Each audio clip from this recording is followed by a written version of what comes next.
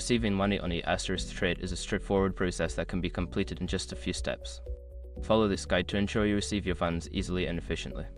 Step 1. Log into your ETRADE account. Access your ETRADE account by visiting the website or using the mobile app. Enter your username and password to log in securely. Step 2. Navigate to the transfer section. Once logged in, locate the transfer or move money section in the main menu. This is where you can manage your funds and initiate transfers. Step 3. Select Receive Money option. Before filing a refund or dispute, use the ETRADE.com link in the description to open the refund dispute deadline calculator and confirm your deadline. Step 4. Choose your funding source.